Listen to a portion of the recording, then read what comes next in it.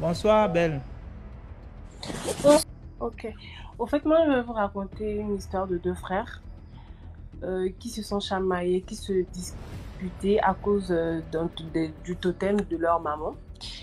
Au fait, ils étaient deux. Il y avait le petit frère et le grand frère. Le grand frère qui était militaire et le petit frère qui avait fini l'école.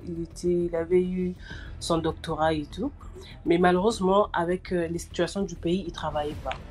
Donc, il a décidé d'ouvrir une cabine téléphonique pour vendre son crédit et des appels et tout. Mais c'est juste que leur maman avait un totem dont il faisait partager entre le petit frère et le grand frère. Mais c'est juste que vu que le grand frère a eu un boulot, la maman a dit dans ce cas on le donne au petit frère vu qu'il est en train d'exercer un commerce. Donc c'est mieux pour nous de donner au petit frère afin qu'il puisse exceller et puis s'occuper de sa famille. Donc le petit frère a commencé à vendre son crédit et ça se passe dans mon quartier, dans mon pays.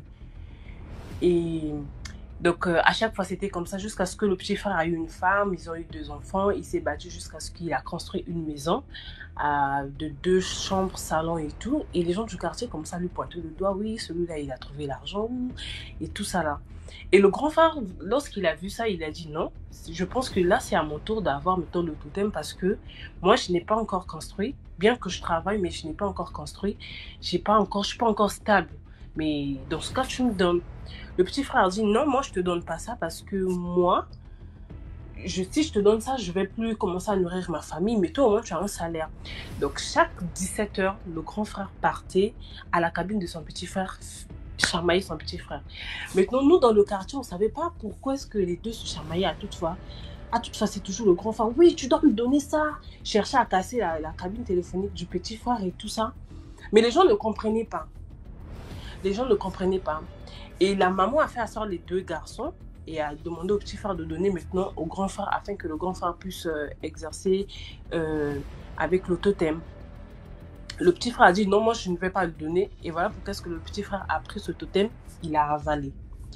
Et je vous assure que ce grand frère-là, on ne savait pas qu'il en avait. Mais quand tu vas faire le crédit auprès de lui, il peut te ridiculiser comment.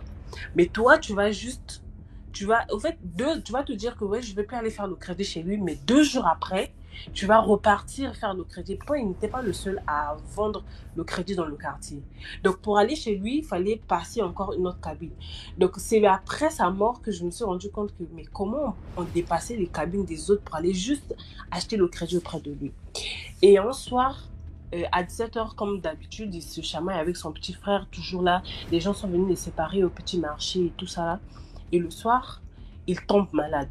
Bon, dans le quartier, on voyait d'abord qu'il grossissait, il était devenu gros, des grosses fesses, un gros ventre. Les gens se posaient des questions, toi, tu grossis trop et tout ça.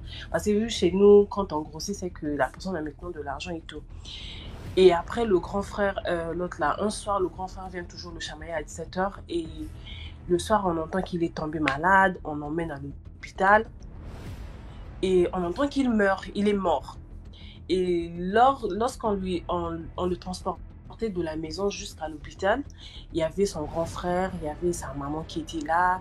Et sa maman était juste venue pour venir récupérer le totem qu'il avait avalé parce que sa maman lui avait dit de remettre afin qu'on donne au grand frère. Lui, il s'était entêté, il a pris le totem, il l'a avalé. Donc voilà pourquoi il y avait son ventre qui grossissait. Et lorsqu'il est mort, sa maman est juste venue pour récupérer le totem et le grand frère, on lui a laissé, on l'a enterré.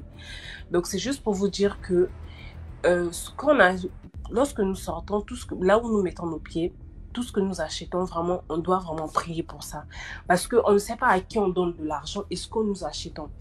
Moi, je ne pouvais pas croire que ce grand frère-là avait un totem. C'est après qu'on se dit maintenant, mais attends, il peut te ridiculiser. Mais toi, comment tu viens pour acheter le crédit à son fonds? Tu n'as pas honte à ton âge comme ça. Il y a beaucoup de gens. Toi, tu dis, après, directement, tu prends une décision. Je ne vais plus jamais acheter le crédit auprès de toi. Mais 2 jours après, tu repars et tout. Donc, c'est juste pour dire aux gens que de prier avant de consommer ou manger ou bien acheter quelque chose parce qu'on ne connaît pas l'état d'âme des gens. Donc, c'est ça ma petite histoire. Merci, merci beaucoup, Belle. Bonne soirée à vous.